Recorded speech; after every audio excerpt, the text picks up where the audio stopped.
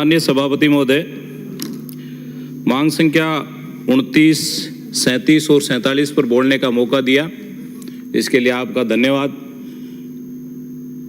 मैं सभापति महोदय पहले तो हमारे जो आयुर्वेद मंत्री हैं उनसे आग्रह करना चाहूँगा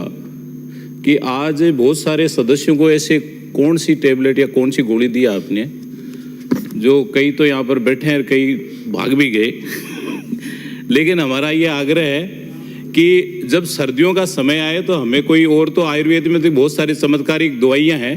लेकिन च्यवनप्राश जरूर देना सभी सदस्यों को। सलाह जी। वैसे तो श्रवण भस्म और कई चीज़ें आती है, क्योंकि आयुर्वेद में बहुत सारी ऐसे दवाइयों का, ऐसे औषधियों का वर्णन किया गया है, पूरा किट। तो इसमें क्योंकि प्लीज सदस्य, सभापति महोदय जा रहा है। नहीं सभापति महोदय, समय तो सभापति महोदय आज सुबह से थोड़ा क्रोध। प्लीज प्लीज प्लीज प्लीज सदस्य बोलिए। सभापति महोदय बीच में थोड़ा डिस्टर्ब हो गया, लेकिन मैं सभापति महोदय ये आग्रह करना चाहूँगा कि जिस प्रकार से आज हम देखते हैं कि आयुर्वेद हमारे पुराने समय में जिस प्रकार से रोगों को ठीक किया जाता था, और आज भी हम देखते हैं कि जो व्यक्ति वन में रहता है, जो व्यक्ति औषधीय फल फ्रूटों का या पौधों का उनका सेवन करता है, तो उनकी आयु भी ज़्यादा होती है और वो स्वस्थ भी रहते हैं। तो इसका मतलब है कि आयुर्वेद में दम तो जरूर है, और आयुर्वेद से ही एलोपैथी बनी है। तो विशेष आग्रह यह है कि आयुर्वेद पर हम विशेष ध्यान दें और आयुर्वेद को हम अपनाएं, और उसी प्रकार से जिस प्रकार से हम, क्योंकि जिस प्रकार से हम किसानों के लिए भी औषधीय पौधे दें उनको, और उनको थोड़ा प्रमोट भी करें, उनको थोड़ा प्रोत्साहन भी दें, जिससे ये आयुर्वेद हमारा जिंदा रहे। आयुर्वेद में जिस प्रकार से हमारे जो पद खाली है उनको भी भरा जाए, और जो हमारा बैकलॉग है उनको भी पूरा किया जाए, ये मेरा विशेष माननीय मंत्री महोदय से आग्रह है। मैं देवस्थान विभाग के बारे में यही कहना चाहूँगा कि माननीय मुख्यमंत्री जी का और माननीय दिया कुमारी जी का हम आभार प्रकट करते हैं कि हमारे जो पूरे वर्ल्ड में फेमस खाटू श्याम जी बाबा के 100 करोड़ रुपए दिए हैं, तो इनके लिए मैं उनका बहुत बहुत आभार प्रकट करता हूं। और इसके साथ साथ में, क्योंकि शाकंभरी और जीण माता के लिए भी विकास के कार्य करवाए जाएंगे, उसमें बजट में प्रावधान किया गया है। मेरा विशेष आग्रह यह है कि हमारे इस धोद विधानसभा क्षेत्र में जो सांगलिया धूनी है, अंतर्राष्ट्रीय धूनी है, जिसकी लगभग ये कह सकते हैं कि 400 उपशाखाएं हैं और इतनी बड़ी धूनी है, तो उस वहाँ पर लाखों लोग बहुत सारे देश से, विदेश से, और बहुत संख्या वहाँ पर आती है, बहुत सारे श्रद्धालु भी वहाँ पर आते हैं, बहुत सारे भक्त भी वहाँ पर आते हैं। तो मेरा आग्रह है कि वहाँ उस धूनी का एक विशेष पैकेज बनाकर वहाँ पर भी विकास कराया जाए। हालांकि क्योंकि उस धूनी के द्वारा बहुत सारे ऐसे संस्थान भी चलाए जाते हैं, कॉलेज भी है, उसकी गौशाला भी है, उसके हॉस्पिटल भी है। क्योंकि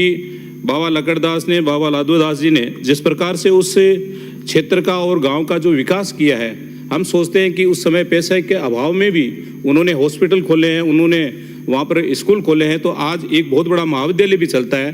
तो मैं सोचता हूँ कि सरकार थोड़ा उसको संज्ञान में लेते हुए उस सांगलिया धूनी का हम और विकास कैसे कर सकते हैं, ये हमें करने की आवश्यकता है।